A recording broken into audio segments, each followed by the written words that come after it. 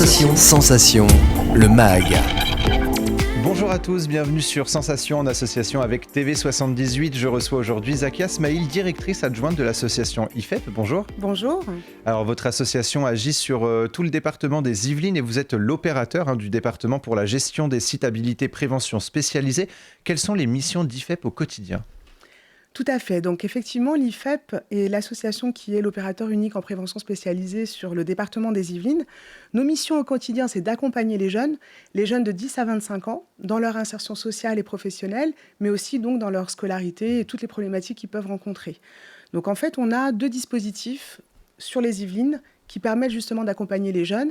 Un dispositif de chargé de prévention collège qui interviennent directement sur les collèges avec les jeunes de 10 à 15 ans.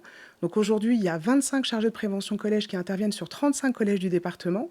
Et on a donc par ailleurs des équipes de prévention spécialisées pures qui interviennent donc dans la rue directement et qui accompagnent les jeunes de 16 à 25 ans sur leur insertion sociale et professionnelle. Alors justement, vous l'avez dit, les préventions spécialisées, qu'est-ce que c'est ?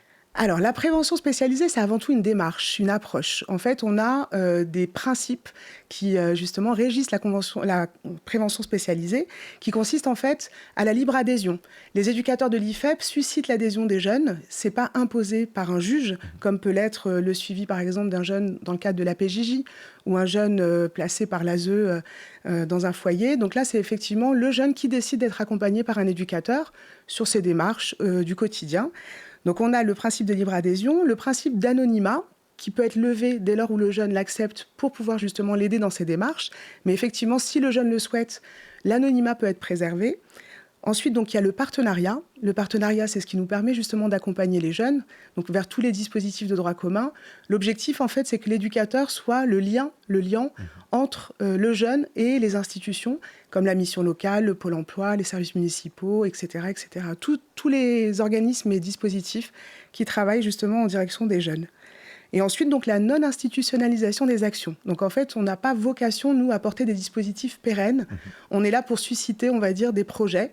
Et une fois que le projet est monté, les jeunes peuvent aussi le porter directement, soit sous forme d'association, ou pourquoi pas d'entreprise, ou le faire porter par une association autre, ou un service municipal ou un autre partenaire. Et alors vos objectifs se résument à travers les lettres de votre association. Oui. Donc vous œuvrez pour l'insertion, la formation, l'éducation et la prévention. Le 8 mars dernier, Pierre Bédier, le président du conseil départemental des Yvelines, permettait à la presse de visiter le campus Paul Cézanne où votre association sera d'ailleurs présente pour accompagner et venir en aide aux jeunes. Est-ce que dans le département des Yvelines, vous pouvez compter justement sur les différentes collectivités pour mener à bien vos missions ? Tout à fait. Aujourd'hui, sur le département des Yvelines, on intervient sur 15 communes. Donc les communes qui sont sur le territoire Seine-Aval, donc dans le nord des Yvelines, et sur les communes de Saint-Quentin, sur le sud, donc avec Mantes-la-Jolie, Trappes, Poissy, Elancourt, Manille-les-Hameaux, Guyancourt, Les Mureaux, Chanteloup-les-Vignes, voilà, des communes assez emblématiques où nous accompagnons effectivement donc, les jeunes de 10 à 25 ans et les communes sont vraiment partie intégrante de cet accompagnement et de ce partenariat qui est impulsé effectivement par le département des Yvelines en lien donc avec tous les maires et tous les services municipaux. Alors justement, la jeunesse est au cœur de beaucoup de débats, ou en tout cas même au sein du gouvernement. On a envie justement de permettre l'insertion des jeunes, de lutter contre le décrochage scolaire, etc. Beaucoup de jeunes se retrouvent parfois à se poser beaucoup de questions sur leur avenir. Est-ce que vous estimez que l'IFEP est une réponse justement déjà efficace à ces jeunes qui parfois se posent des questions ? Tout à fait. Alors l'IFEP est l'une des réponses effectivement à toutes ces questions que se pose la jeunesse. La difficulté effectivement des jeunes aujourd'hui, c'est de pouvoir frapper à la bonne porte, trouver le bon interlocuteur, la bonne formation, le bon employeur par rapport à leur profil, leurs compétences, leur savoir-être, leur savoir-faire. Et nous, on est là pour lever justement les freins à cette insertion. Et effectivement, comme vous disiez, le gouvernement, l'État nous a confié depuis juillet 2021 également les bataillons de la prévention sur le territoire des Yvelines. Donc à Trappes et aux Mureaux, on a pu recruter 16 éducateurs supplémentaires pour renforcer nos équipes de terrain parce qu'on est effectivement les premiers sur le terrain à aller à la rencontre des jeunes et, comme je vous disais tout à l'heure, pour les accompagner vers les structures de droit commun. Et pourquoi c'était essentiel justement de se déplacer ? On estime finalement que les jeunes ne se déplacent pas forcément ou en tout cas manquent d'informations sur ce qu'il y a sur le territoire ? Alors, pas tous. La prévention spécialisée ne s'adresse pas à tous les jeunes. On est vraiment dans la prévention justement des jeunes marginalisés ou en voie de marginalisation. Et on repère effectivement sur les territoires les jeunes qui n'iraient pas naturellement vers les dispositifs de droit commun. Mais effectivement, nos jeunes, en tout cas, ont besoin d'aide, d'un coup de pouce, voilà, pour le faire.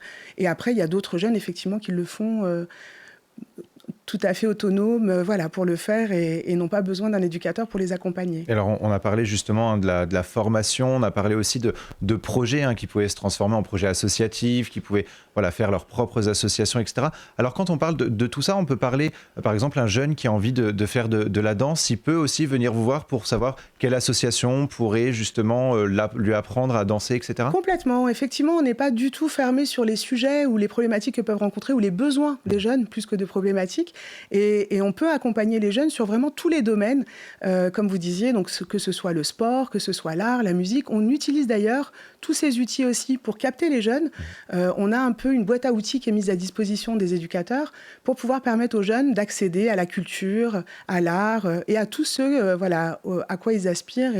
Et on peut effectivement, in fine, les accompagner vers des associations ou des structures pour qu'ils puissent pratiquer effectivement une discipline artistique ou culturelle. Alors depuis l'été 2021, le département a développé un dispositif de mentorat et a mis en place un partenariat avec votre association.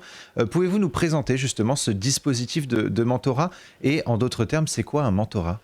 Tout à fait. Alors effectivement, à la suite du premier confinement en 2020, on s'est rendu compte que les structures du département, enfin le département s'est rendu compte que les structures ASE qui accueillaient les jeunes, qui étaient confinés avec leurs éducateurs, avaient besoin de s'oxygéner, de sortir, d'avoir aussi d'autres repères et d'autres accompagnants dans leur cursus aussi scolaire et d'insertion.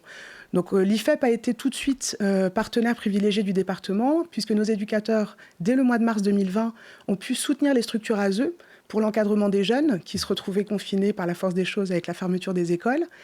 Et à la suite du confinement, effectivement, le département des Yvelines a souhaité répondre à un double objectif.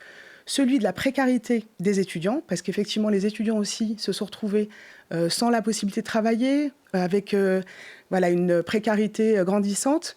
Et donc, pour pouvoir répondre à ce premier objectif, le département a souhaité recruter des éducateurs qui deviennent des mentors pour les enfants de l'ASE, qui sont, comme je vous le disais, donc des enfants qui ont besoin aussi d'ouvrir leur horizon, d'avoir des modèles. Mentor, c'est un peu ça, l'idée du projet, c'est de pouvoir avoir des modèles, que ce soit pour leur cursus scolaire, universitaire, mais aussi pour leur mobilité, leur découverte des métiers. Enfin voilà, essayer de leur ouvrir un peu l'esprit et les accompagner pour réussir aussi leur vie et leur parcours. Et il y avait justement un besoin important dans le département, notamment à cause du Covid et des confinements. Tout à fait. Effectivement, le Covid n'a fait qu'exacerber les difficultés sociales, familiales. Le département a dû faire face effectivement à une recrudescence des placements. Et effectivement, il y a eu besoin de renforts aussi bien au niveau des partenaires que des structures du département pour pouvoir répondre à la forte demande. Et alors, vous l'avez évoqué et j'aimerais qu'on s'arrête un petit peu dessus. Vous défendez au sein de l'IFEP l'égalité des chances. Vous souhaitez permettre à tous les jeunes d'accéder à la formation, l'éducation, l'acquisition de compétences.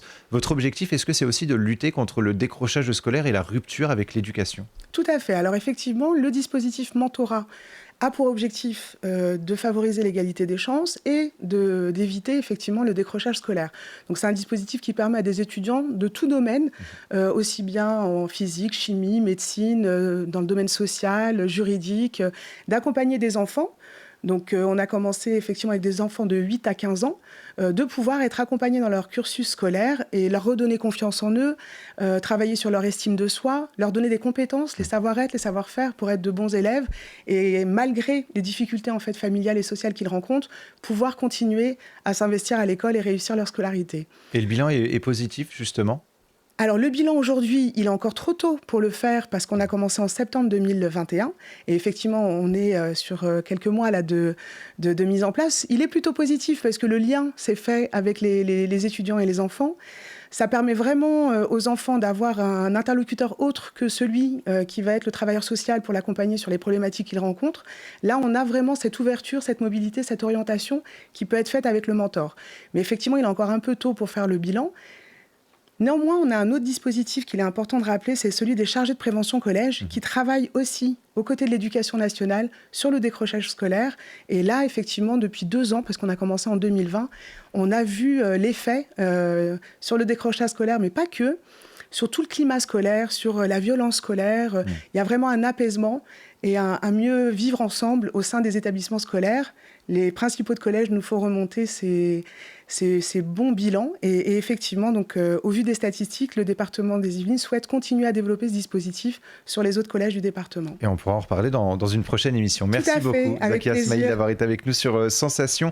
Pour plus d'informations, on peut se rendre sur le site asso-ifep.fr.